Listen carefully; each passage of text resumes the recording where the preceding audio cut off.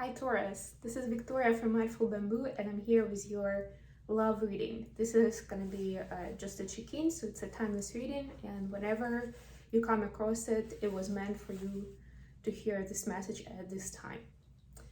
As usual, I'm going to take a look at your energy, the energy of a person you have on your mind, you are dealing with, someone who is your partner, your crush, your lover, your soulmate, your twin flame, or just someone you are dealing with on a more casual basis, whoever you have on your mind. And of course, we're gonna get some advice from the universe. Also at the end, I'm gonna pull a few cards from the Hermit Tarot. This will be messages from your person to yourself. They're my talking cards. And we're gonna start off with an oracle deck as usual. And today I'm back to my classic, the wisdom of the oracle. So let's see, Taurus, what's going on for you right now? What does the universe want you to know? We have the thinker. This gives me a vibe. It's number 44, by the way. It's pretty cool. This is building the foundation. It's also a master number. It's a number of unity and union. This is a really great card to pull for a love reading. I'm also getting this picture of like an ancient Greek philosopher, sitting out there thinking about contemplating the meaning of life, that sort of idea. What do we have in the bottom of the deck? Time for a nap, 24. So some of you may have been, burning the candle at both ends and just doing a lot of extra hours, whether it's at work or at home with different chores, taking care of your family. But yeah, there's another point here telling you to give yourself some quality time and have some rest, whatever it means to you. It doesn't have to be sleeping, but at least, because time for a nap, and you can have a nap and combine it with something else. Why not?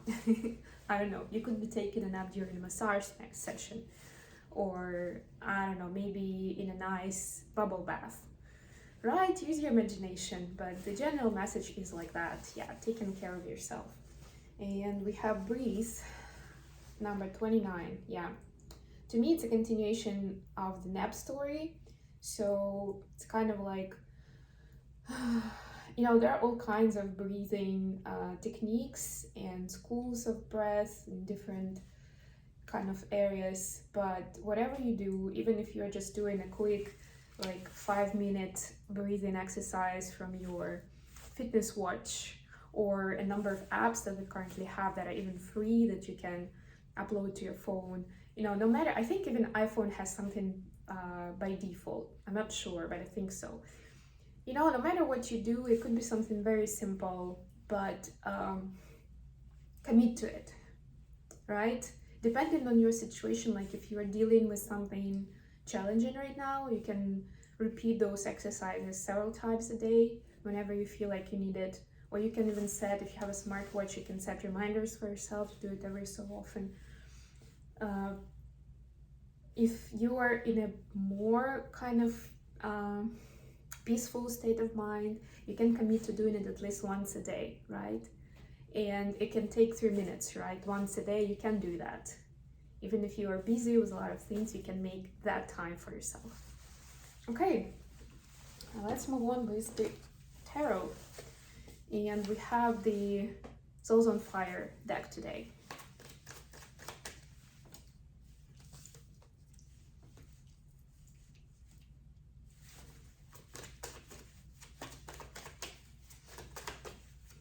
What do we have for Taurus?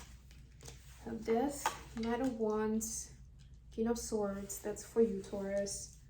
Then for your person, we have Queen of Swords, Ace of Cups, the Hermit.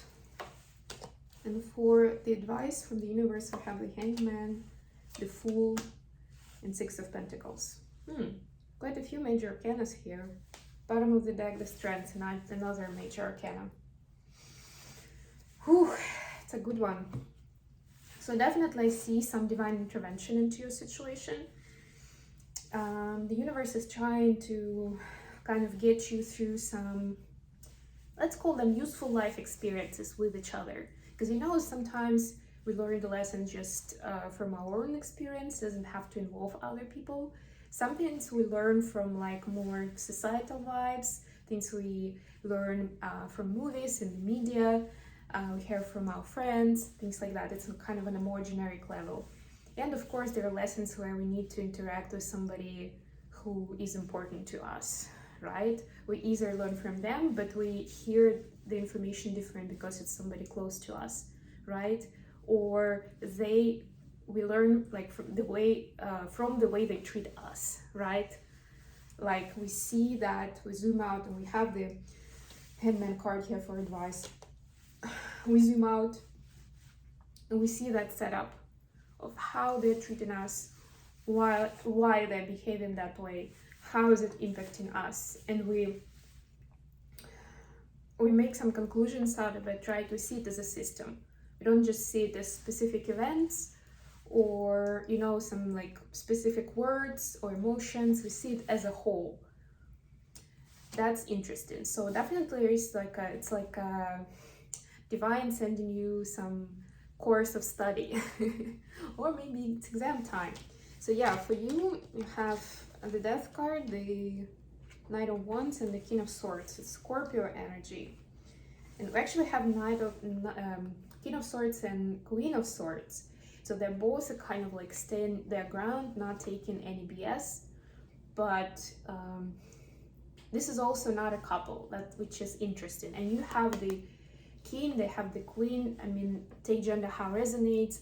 It's not that important who is who. Of course, the King is a bit more masculine energy, but either way, to me, I get the message that each of you is trying to defend their position, whatever it is, right? And it could look very truthful and authentic from each of your positions, right? Like it could look like you're defending your true and honest position, like you truly believe in it from the bottom of your heart for yourself, and your person is doing the same.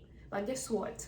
They're not the same, like these two visions, these two views. And hence there is certain, I wouldn't say conflict, but it's like food for thought, right? Although here with the Knight of Wands, there is also some sort of quick action that is causing transformation. So you are taking some quick action towards your person.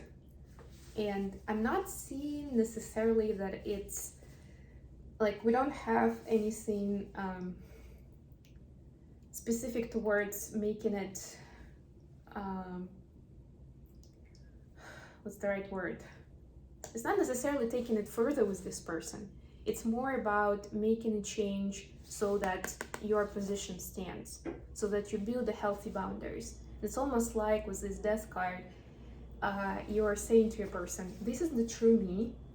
Maybe I've changed now, but I'm sorry, you'll have to agree with that. You'll have to accept that, the new me. Because I'm only going to be taking actions that I believe in. Even if that means that you will need to step aside a little bit.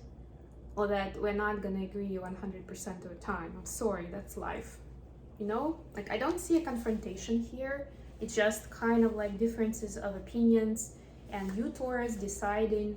And that's actually a very brave thing to do. And we have this Strength card here, to stand your ground. Even if your person doesn't agree with your point of view. Tauruses do not like to ruffle feathers. You do not like conflicts or confrontations, so yeah, this is at least a chance at the confrontation. If it's not really caused by it, right? At least you're risking it, but you're ready for it. You believe in your cause and why you are doing things a certain way that much that you are ready to risk it. Your person has got Queen of Swords, Ace of Cups, and the Hermit. This is a Virgo energy. Could be dealing with a Virgo, and Death card was a Scorpio energy. Yeah, so your person definitely sees that there is love in the situation, and they have love for you, right? There is no doubt about that. But I get that your person partly because you challenge them in that way, partly because they are quite stubborn. And Virgos, by the way, could be stubborn.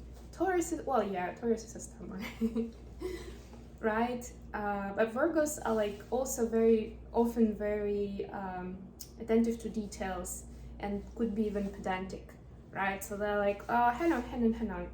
But I have all the math on my side, right? I've got the calculations here.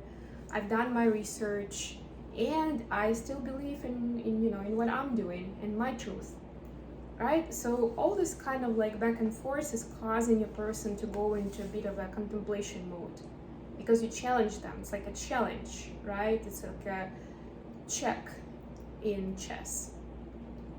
It's challenge to their position, and they are now thinking, what's the right next step? Do they care more about keeping this loving energy flowing, or do they care more about defending their position where they are?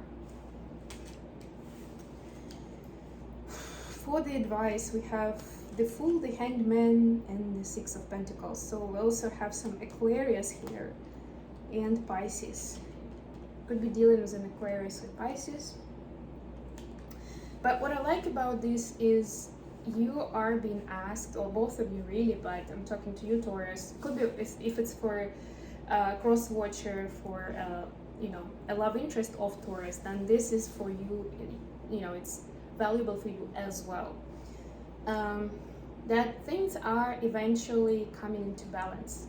It may not come into balance the way that either of you or both of you see it through, but as soon as you take that step back and zoom out of the situation of like specifics, right, and being stubborn just because, you will definitely see the way to find a compromise, right? One of the meanings of Six of Pentacles is finding compromise. It's like a win-win situation, right? It's possible here. It's not a stalemate, but you need to trust the universe, right? That whatever comes your way during this time, those are like little pointers and signs for you to know which step to take, even if you don't have the answer right now. But maybe if you take a step back, maybe you will. Okay, messages from your person to you, Taurus. Oh, that was fast. Maybe something else.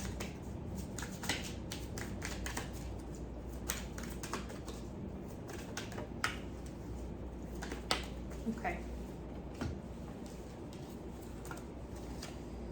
All right. We have I feel the same way. We saw that with the Ace of Cups. Hopefully you feel the same way, Taurus, since you are thinking about it per person. Will you choose me? So because of this challenge I'm hearing, they have a bit of a doubt of how valuable they are in your life. It's like you didn't just challenge their opinions, you challenged their place and the value of them in your life. Be more selfish. Yeah, that's about that self-care for sure. Wrongful advice. Yes, I'm getting that they're saying that they've gotten some wrongful advice. It also has, I want to get you drunk.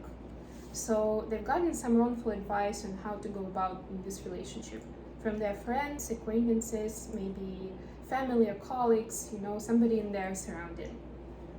And they either made a mistake, or it feels to them that they're going to make a mistake. Now they're kind of revisiting. That's part of their hermit mode, right? They either reflect, and they have remorse for things they've done in the past, or they're now rethinking that advice that they've been given, and they understand that maybe, if you look at the situation by default, that would have been okay.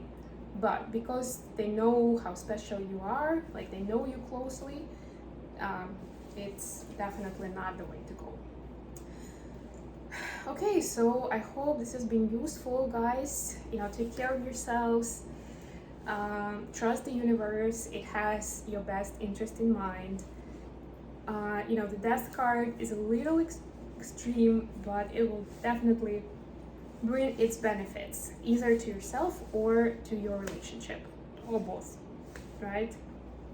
Okay, thanks very much, guys. I'll leave you here. I love you all. I'll talk to you later.